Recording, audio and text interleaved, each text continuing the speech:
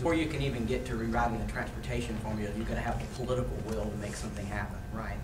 And so the first thing we got to do is make sure that we go down there, and regardless of political party, that we build a bipartisan approach to this so that we don't worry about who gets the credit for it, but we worry about the citizens who live here getting the credit of making their lives easier on a daily basis because they can get their kids to school quicker, and they can get to work quicker, and then get home in time to pick them up.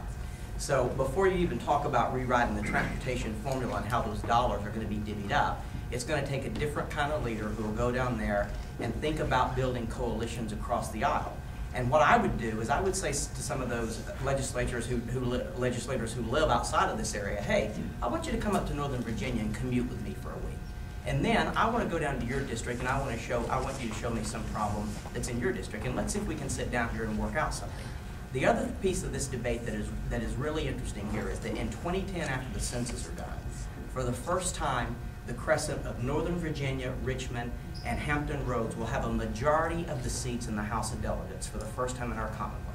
So those population centers can rewrite those transportation formulas, but first, before you can even get there, you've got to build the political will and send somebody who doesn't have political baggage attached to them on this issue, and somebody who will first work towards solving this problem and not worrying about who gets the credit. And I'm prepared to do that, and I think that my past history shows that I can do that. There are so many pieces to this conversation.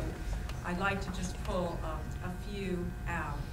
One is you need delegates who are responsive to you. You need delegates who listen to you, who are accountable to you, who take that desire for accountability to Richmond. Right now, there is very little accountability in the House of Delegates. The committees and the subcommittees do not have records. They don't have minutes. You don't know what goes on there. You only see what happens in the main floor, and frequently people vote very differently in the subcommittees and committees than they do on the floor. Is quality of life and paying attention to the relationships we can build between Northern Virginia and Southern Virginia.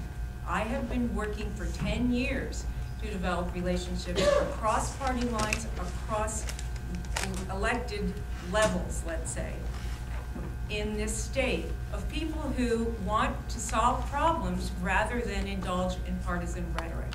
And that's what you need in Richmond.